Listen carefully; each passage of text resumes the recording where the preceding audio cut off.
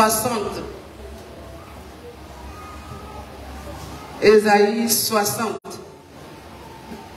Ce passage-là, quand je voulais méditer, mon esprit est venu sur ce passage. Et chaque fois que je veux méditer, l'esprit me dit de reprendre. J'ai médité comme ça 3 fois. Et c'est le vendredi maintenant que j'ai eu la confirmation.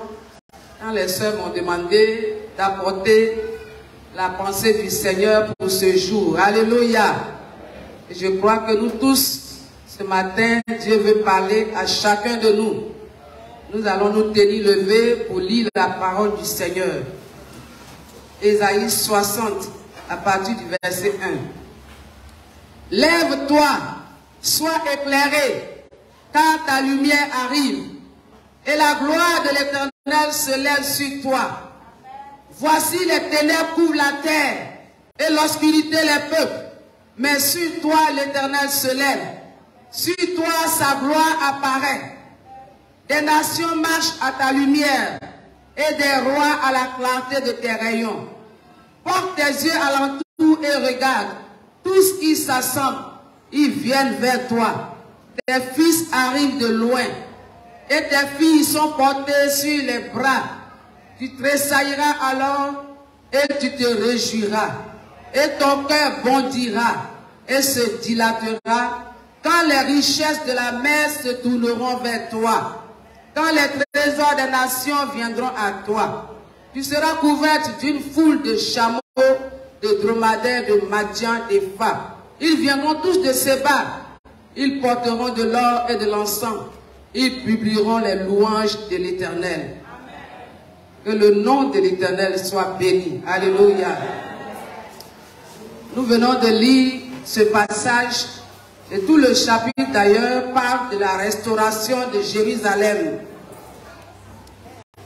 Mais avant que Jérusalem ne soit restaurée, Jérusalem était dans un état chaotique. Et le contexte nous dit, dans le chapitre précédent, que la main de l'Éternel n'était pas limitée pour délivrer, mais ce sont les fautes, les crimes qui séparaient le peuple de Dieu d'avec son Dieu. Et le verset 2 nous dit, mais ce sont vos crimes qui mettent une séparation entre vous et votre Dieu. Ce sont vos péchés qui vous cachent sa face et l'empêchent de vous écouter. Nul ne se plaint avec justice, verset 4. Nul ne plaide avec droiture. Ils s'appuient sur des choses vaines et disent des faussetés. Ils conçoivent le mal et enfantent le crime. Vraiment, le tableau qui est dépeint ici était un tableau triste. La vie n'était pas reluisante. C'était vraiment l'état spirituel du peuple d'Israël qui a été dépeint ici. Et la Bible nous dit que leurs pieds courent au mal. Ils se disent, nul ne se plaint avec justice, nul ne plaide avec droiture. Ils s'appuient sur des choses vaines et disent des faussetés. Ils conçoivent le mal et enfantent le crime. Et pour tout cela, la conséquence, c'est qu'ils attendent la délivrance et point de délivrance. Ils attendent le salut, pas de salut. Le verset 9 nous dit, c'est pourquoi l'arrêt de délivrance est loin de nous et le salut ne nous atteint pas. Nous attendons la lumière et voici les ténèbres, la clarté et nous marchons dans l'obscurité. Nous tâtonnons comme ceux qui n'ont point Dieu. Nous chancelons à midi comme de nuit. Verset 11, nous grondons tous comme des ours, nous gémissons comme des colombes. Nous attendons la délivrance, elle n'est pas là. Le salut, il est loin de nous. Car nos transgressions sont nombreuses devant toi. Et nos péchés témoignent contre nous. Nos transgressions sont avec nous. Et nous connaissons nos crimes. Nous avons été coupables et infidèles envers l'Éternel. Nous avons abandonné notre Dieu. Bien-aimé, le tableau est triste. Mais j'ai une bonne nouvelle pour vous ce matin. Alléluia. J'ai une bonne nouvelle pour vous ce matin. Pour tous ceux qui ploient, qui gémissent sous le poids d'un fardeau quelconque. pour tous ceux qui sont accablés par le péché, qui sont accablés par leur propre faute, et qui ne savent où aller, qui tournent en rond, qui n'avancent plus, qui sont dégoûtés de la vie. J'aimerais vous dire ce matin que là où le péché abonde, la grâce de Dieu surabonde. Là où le péché abonde, c'est là que la grâce de Dieu surabonde. Alléluia. Le tableau n'est pas resté à cet état. La Bible dit, le verset 16, c'est « Alors son bras lui vient en aide, et sa justice lui sert d'appui. » Bien-aimé, là où le péché s'est enraciné, là où le péché est enfoncé, c'est là que la grâce de Dieu surabonde. Et la grâce de Dieu s'est manifestée en une personne. C'est la personne de Jésus-Christ de Nazareth. Alléluia. C'est le bras de l'Éternel. La Bible dit son bras lui est venu en aide. Dieu a étendu son bras d'amour vers l'humanité qui ployait, qui gémissait sous le poids de son péché. Et Dieu, dans son grand amour, a tendu ce bras d'amour vers toi, vers moi, pour t'arracher de ton habit, pour t'arracher du fond du trou et pour te relever. Alléluia. Là où le péché abonde, la grâce de Dieu surabonde. Et ce matin, j'aimerais dire à quelqu'un, là où le diable t'a enfoncé, là où le péché t'a enfoncé, Jésus, ce matin, te tend son bras d'amour. Dieu lui-même étend ce bras ce matin pour te toucher, pour te relever, pour faire de toi son enfant. Alléluia. Que le nom du Seigneur soit béni. Dieu, dans son amour, est venu nous chercher. Malgré nos fautes, malgré nos transgressions. Oui, il est dit au verset 12, car nos transgressions sont nombreuses. C'est à cause de toi, c'est à cause de moi que Jésus est venu pour nous libérer, pour nous sauver. Dieu lui-même a étendu ce bras d'amour vers ce monde perdu. Si tu peux aujourd'hui saisir ce bras tendu vers toi, alors par la repentance, par la conversion, alors tu seras sauvé. Alléluia. C'est pourquoi il peut te dire maintenant dans le chapitre que nous venons de lire, chapitre 60, lève-toi, sois éclairé car ta lumière arrive. Et c'est ça qui est le thème de notre prédication ce matin. Alléluia. Lève-toi, sois éclairé car ta lumière arrive. Alléluia. Voici, les ténèbres couvrent la terre et l'obscurité les peuples. Mais sur toi, l'Éternel se lève. Sur toi, sa gloire apparaît. Alléluia.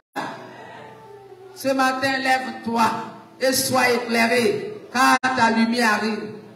Je sais que nous avons entendu cette parole plusieurs fois dans cette communauté.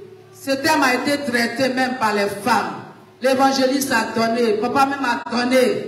Mais si le Saint-Esprit insiste dessus, c'est qu'il y a quelque chose que quelqu'un peut recevoir encore ce matin de plus. Alléluia.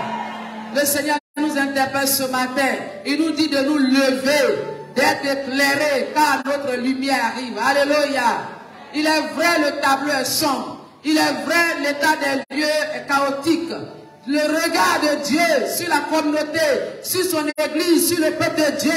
Dieu était indigné de voir que son peuple qui s'est choisi s'est détourné de sa voie. Il a été infidèle à son Créateur. Ils ont commis des crimes. L'injustice a été trouvée parmi eux. La violence a été trouvée parmi eux. Et eux-mêmes ils témoignent pour dire nos péchés témoignent contre nous. Nos transgressions sont avec nous. Nous connaissons nos crimes. Ils sont conscients de leurs péchés. Mais la Bible nous dit que là où le péché abonde, c'est là que la grâce de Dieu surabonde. Et Dieu, dans son amour, est venu jusqu'à nous. Il a étendu ce bras d'amour. Et ce matin, si tu saisis ce bras d'amour pour vraiment saisir Dieu, pour vraiment t'humilier sous la main puissante de Dieu, alors il va te relever au temps convenable. Alléluia. Il te dit ce matin, lève-toi, sois éclairé. Et nous allons aller pas à pas. Lève-toi. Quitte ton état de péché. Ne reste pas dans les décombres, bien-aimé. Fais comme le fils prodigue. Il a dit, je me lèverai, j'irai vers mon Père. Je lui dirai, mon Père, j'ai péché.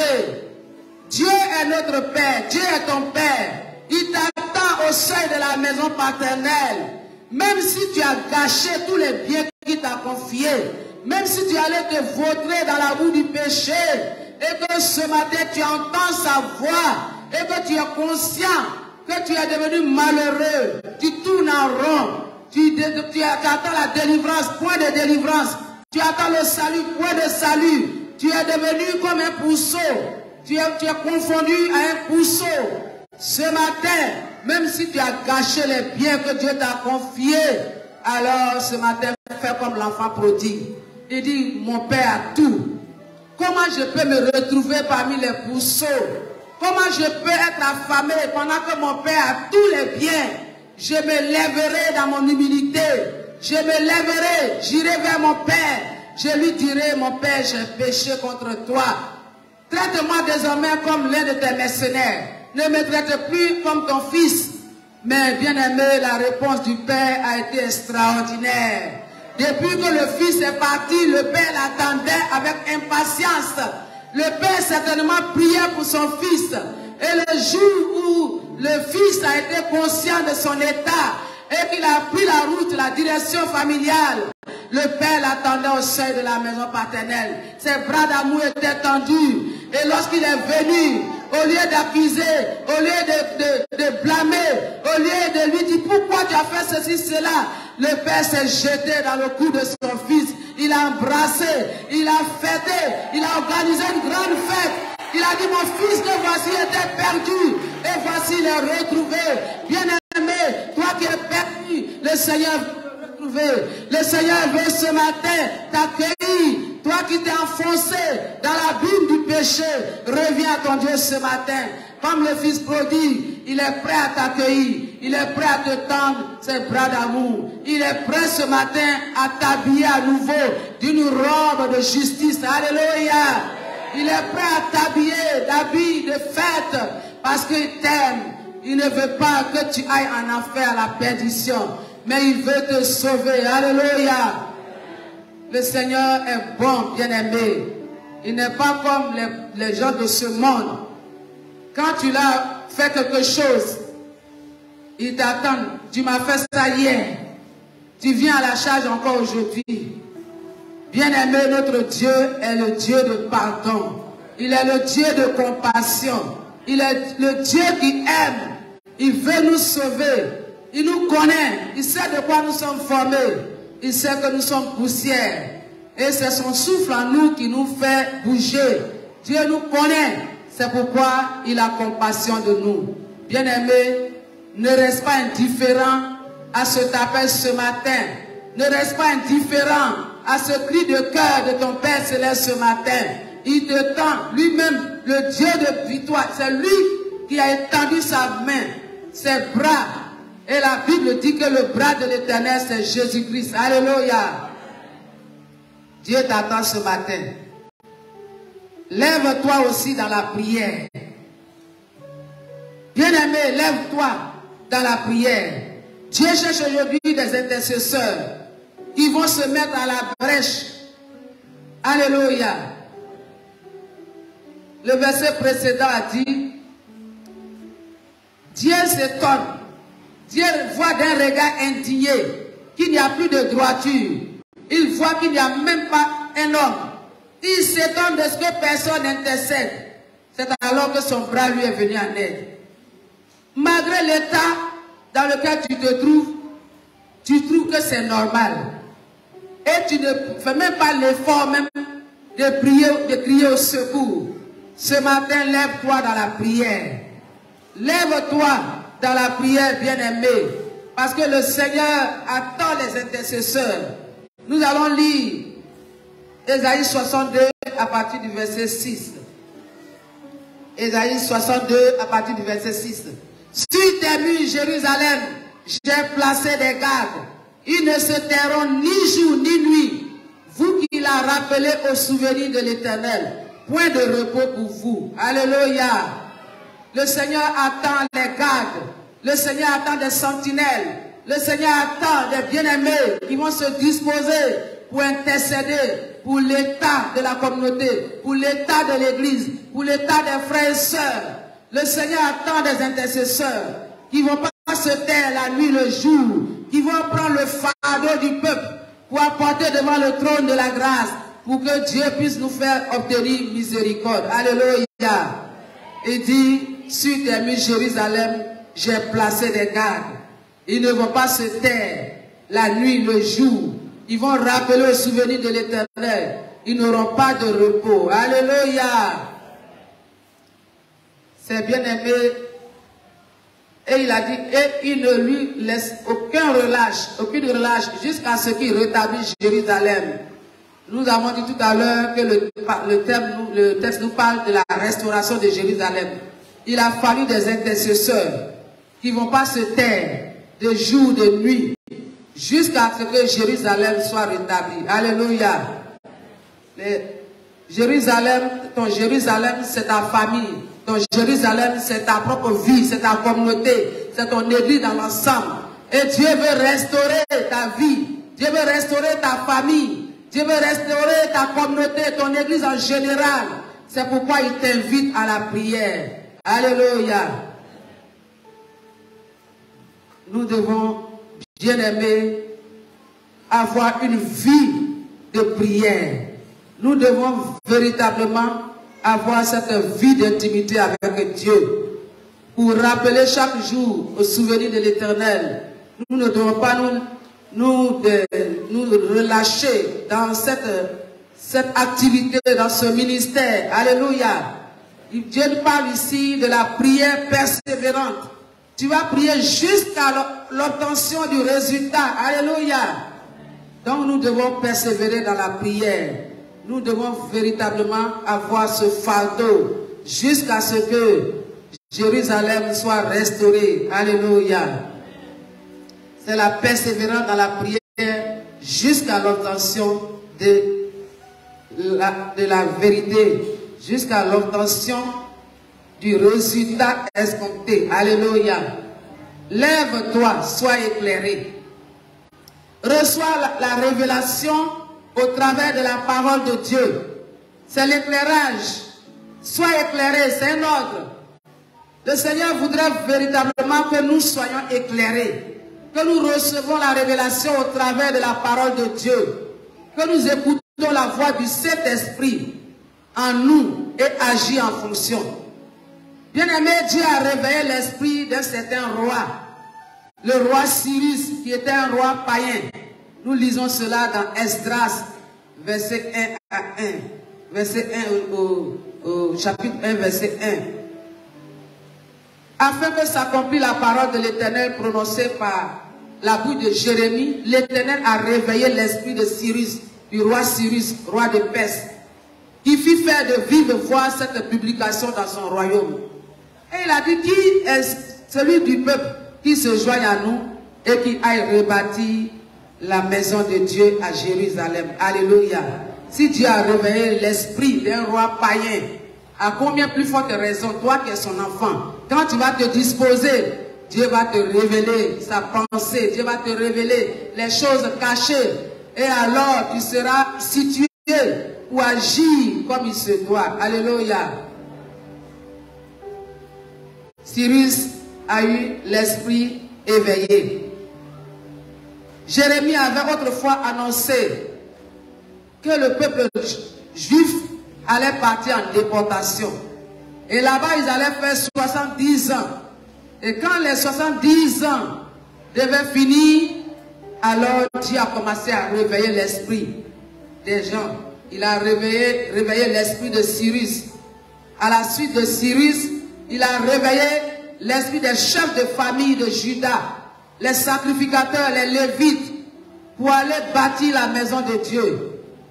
Dieu, dans sa sagesse souveraine, a fixé un temps, une saison, pour réaliser ses desseins et pour accomplir ses promesses. Mais le plus souvent, nous sommes aveugles face à ce que Dieu fait. La nation d'Israël tout entière a été aveuglée et a ignoré le temps où Dieu lui a envoyé son fils qui est le Messie, ils étaient dans l'ignorance. Ils n'ont pas su discerner ce temps.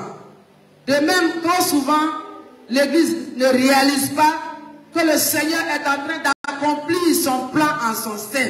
Il nous arrive aussi d'être aveuglés, de ne pas comprendre les temps que nous vivons, de ne pas réaliser, de ne pas saisir la pensée de Dieu pour le moment précis. Bien-aimé, Cyrus son esprit a été réveillé. Et à sa suite, les chefs de famille de Juda, les sacrificateurs et les Lévites, et tous, ils se sont joints à Cyrus. Et ils sont allés à Jérusalem pour rebâtir la maison de Dieu. Alléluia. Qu'il n'en soit pas ainsi pour nous aujourd'hui, que nous quittons dans l'aveuglement spirituel. Les fils d'Issachar, dans 1 Chronique 12, verset 32, la Bible dit qu'ils avaient l'intelligence des temps pour savoir ce que devait faire Israël.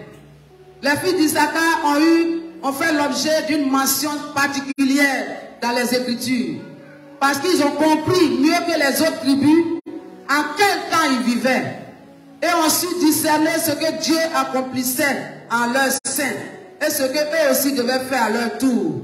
Les fils d'Issachar ont eu l'intelligence pour comprendre la situation présente.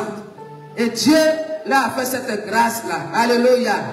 Bien-aimé, soit comme le Saint, soit comme les fils d'Issachar. Il faut vraiment te disposer à recevoir le discernement pour savoir à quel temps nous sommes et ce qu'il faut faire pour les jeunes aujourd'hui, pour les femmes aujourd'hui, pour la communauté tout entière. Disposons-nous, bien-aimés, pour que Dieu nous donne le discernement, pour que Dieu nous donne sa pensée, pour que Dieu nous révèle ce qu'il faut faire, pour que Dieu nous fasse comprendre les temps que nous vivons. Alléluia. Aujourd'hui, les gens ne comprennent pas ce qui se passe à Locodro. Mais bien-aimés, quand les 70 ans étaient achevés, Dieu a réveillé l'esprit des gens. Ce n'était pas un effort humain. C'est le Saint-Esprit qui a réveillé l'esprit des hommes et des femmes pour qu'ils se joignent, pour qu'ils se mettent ensemble, pour intercéder, pour que la délivrance totale arrive, pour que la restauration de Jérusalem arrive. C'est ce que nous faisons ici. Alléluia. C'est ce que nous faisons, bien-aimés. Ce n'est pas un effort humain, ce n'est pas quelqu'un qu'on force. C'est Dieu qui rapproche les frères et sœurs.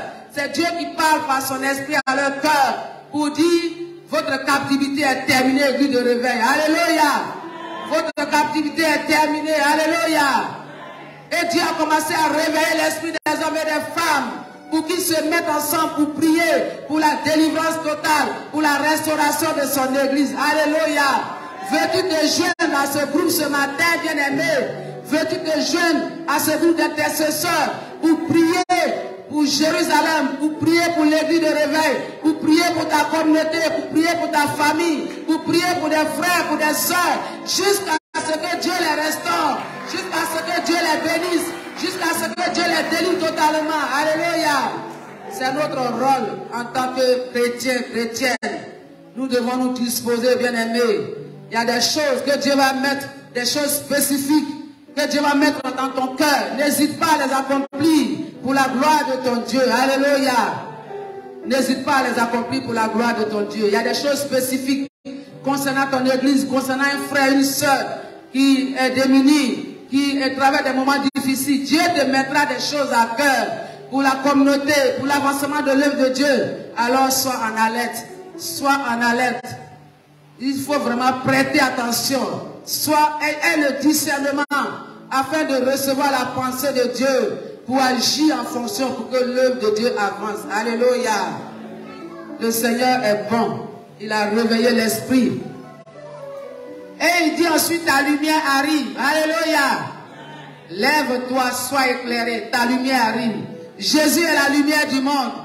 Il a dit: celui qui me suit ne marchera pas dans les ténèbres, mais il aura la lumière de la vie. Alléluia. Quand Jésus entre dans une vie, c'est le changement. Des ténèbres, tu passes à son admirable lumière. Et le salut, tu rentres dans ton salut complet. Alléluia. Tu entres dans ta délivrance complète. Alléluia. De l'échec, tu passes au succès désormais. D'une vie de ténèbres, tu passes désormais à la lumière. Alléluia. De la vie de malédiction, tu passes à la bénédiction. Et la vraie bénédiction, c'est la vie éternelle. La vie de Dieu en toi. La vie qui ne finit pas. Bien-aimés, au chapitre précédent, ils attendaient la délivrance, point de délivrance. Ils attendaient le salut, point de délivrance. Mais bien-aimés, des ténèbres, maintenant, ils passent à l'admirable lumière de Christ. Alléluia. Parce que la lumière, c'est Jésus-Christ. Quand Jésus entre dans ta vie, il change tout. Alléluia. Il change tout. Le peuple qui marchait dans les ténèbres voit une grande lumière. Alléluia. Sur ceux qui habitaient les pays de l'ombre de la mort, une grande lumière resplendit. Alléluia. Toi qui étais jadis éloigné de Dieu, quand Jésus entre dans ta vie, alors tu reçois la lumière, tu es éclairé. Désormais, tu ne marches plus dans les ténèbres, tu ne marches plus dans les sans-lois, tu ne marches plus dans les coins impurs, mais tu marches désormais à la clarté de Jésus qui habite en toi. Alléluia. Ésaïe 8, verset 23 nous dit, mais les ténèbres ne règneront pas toujours sur la terre, où il y a maintenant des angoisses. Si les temps passés ont couvert d'opprobre le pays de Zabulon et le pays de Nephtali, les temps à venir couvriront de gloire la contrée voisine de la mer au-delà du Jourdain, le territoire des gentils. Alléluia. C'est le territoire des païens. Nous, les non-juifs, le salut nous atteint jusqu'ici, jusqu'aux extrémités de la terre. Nous qui n'avions pas autrefois de droit de cité en Israël, le salut est venu jusqu'à nous. Alléluia. Nous qui habitions dans l'ombre de la vallée de la mort, le salut est venu jusqu'à nous. Et Dieu nous a visités. Il nous a donné le salut. Il nous a donné la délivrance. Et il fait de nous aujourd'hui la lumière du monde à notre tour. Pour que partout nous allions, nous puissions briller de la gloire de Dieu. Alléluia. Alléluia. Les ténèbres ne vont pas régner toujours sur ta vie, bien-aimée. Les ténèbres ne régneront pas toujours sur ta famille. Les ténèbres ne régneront pas toujours sur tes activités. Alléluia. Je mets fin aux activités des ténèbres dans ta vie ce matin au nom de Jésus. Je prends un décret spirituel ce matin. Je mets fin aux activités des ténèbres dans ta vie, dans ta marche chrétienne, au nom puissant de Jésus. Que le nom du Seigneur soit béni. Je mets fin aux œuvres des ténèbres. Car Jésus est venu pour apporter la vie. Il est venu pour détruire les œuvres du diable. Et ce matin, tu ouvres ton cœur. Jésus va te délivrer. Il va t'apporter la délivrance, la restauration. Il va t'apporter le salut, le plein salut, le salut complet. Alléluia. Dieu visite son peuple bien-aimé. Nous qui étions jadis dans les ténèbres, Dieu nous a visités. C'est un statut nouveau, bien-aimé. Entre dans ton statut nouveau. Toi qui étais autrefois, tu n'avais pas de droit de cité en Israël. Toi qui étais rejeté, toi qui étais banni, exclu, humilié. Le Dieu de gloire t'accueille ce matin. Le Dieu de gloire t'accueille ce matin. Entre dans ton statut nouveau, dans cette dimension de gloire. La gloire de la dernière maison sera plus grande que la première. La gloire de la dernière maison sera plus grande que la première. La gloire de la dernière maison sera plus grande que la première. Les gens diront, ceux qui parlent de gloire là-haut, dans quoi ils sont. Mais notre Dieu est puissant. Notre Dieu est puissant pour changer, pour changer, pour changer. Je n'ai fait aux activités du diable. Je n'ai fait ce matin aux activités des ténèbres. Les ténèbres s'enfuient. Quand Jésus arrive, les ténèbres s'enfuient. Les ténèbres s'enfuient ce matin. Les ténèbres s'enfuient de la communauté. Les ténèbres s'enfuient de ton cœur, de ta vie, de ta famille. Alléluia. Entre dans la dimension de gloire ce matin, bien-aimé. Parce que le Seigneur te dit que la gloire de la dernière maison sera plus grande que la première. Et la gloire attire, la gloire attire, la gloire attire les conséquences heureuses de cette gloire. Il dit tes fils et tes filles viendront de loin. Tes fils et tes filles arriveront de loin. Alléluia, alléluia. Ceux qui étaient dispersés, ils font leur retour. Ils reviennent au bécail. Ils reviennent à la famille. Des enfants qui étaient perdus, qui étaient dispersés dans d'autres communautés, dans le pays. On dit, mais où sont-ils? L'église de réveil est divisée. ceci, cela. Je mets fin au règne du diable. Je mets fin aux activités du diable. Tes fils arrivent de loin. Tes fils font mouvement vers toi ce matin. Tes fils et tes filles arrivent de loin. Bien-aimés, la gloire de la dernière maison sera plus grande. Pour vivre que tu sois éclairé. Pour que tu puisses participer à cette gloire. Que le Seigneur bénisse sa parole ce matin. Que le Seigneur bénisse sa parole ce matin. Et que le Seigneur nous aide.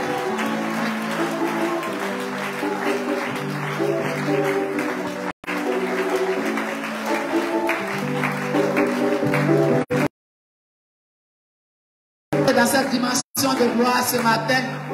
Veux-tu entrer dans cette dimension de gloire ce matin? Veux-tu entrer dans cette dimension de gloire ce matin? Alors lève-toi. Lève-toi de ton état. Lève-toi de cet état chaotique ce matin. Lève-toi, sois éclairé. Car ta lumière arrive. Car la gloire de Dieu veut se manifester. Dieu veut t'utiliser pour sa gloire. Dieu veut t'utiliser pour sa gloire. La lumière de Christ jaillit ce matin dans nos cœurs. La lumière de Christ jaillit ce matin dans nos cœurs. Là où il y avait les ténèbres s'enfuient ce matin. Au nom de Jésus, les ténèbres s'enfuient ce matin. Au nom de Jésus, la gloire de Dieu descend parmi son peuple. La gloire de Dieu descend parmi son peuple ce matin. Prions, bien-aimés. Prions. Ôtons tout ce qui est ténébreux de nos cœurs. Ôtons tout ce qui est ténébreux de nos cœurs. Ôtons les ténèbres de nos vies. Ce sont les ténèbres qui empêchent la gloire de Dieu de se manifester. Ce sont les ténèbres qui empêchent la gloire de Dieu de se manifester. La main de l'Éternel n'est pas trop courte pour sauver, ni son oreille trop dure pour entendre. Mais ce sont nos péchés, ce sont nos crimes, ce sont nos péchés, ce sont nos crimes qui mettent une séparation entre Dieu et nous. Ce matin, ôte les ténèbres de ta vie, ôte les ténèbres de ta vie, ôte les ténèbres de ta vie.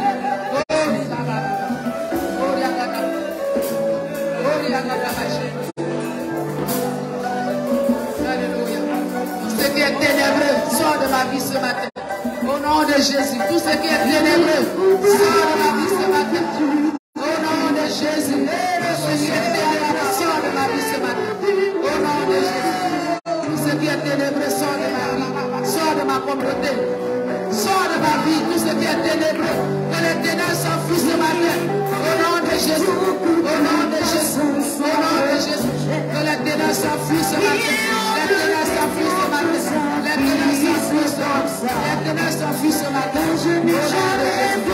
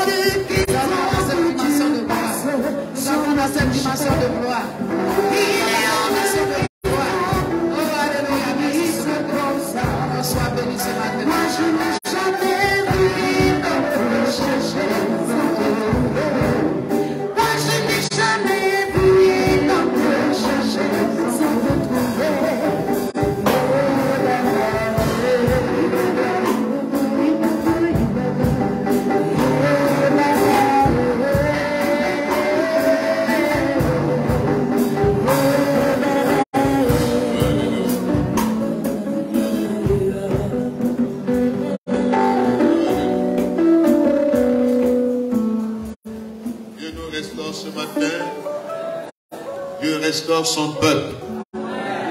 Dieu restaure l'Église dans son ensemble. Les ténèbres ne régneront pas toujours sur nos vies. Dieu met fin au règne des ténèbres. Avant d'entrer dans la nouvelle année, Dieu met fin au règne des ténèbres. Au règne des ténèbres. Au nom de Jésus. Au nom de Jésus. Sur toi, la gloire de Dieu ce matin. Sur nos vies s'élève la gloire du Seigneur. Sa gloire se lève sur nos vies. Nous entrons dans ce règne de gloire, dans cette dimension de gloire.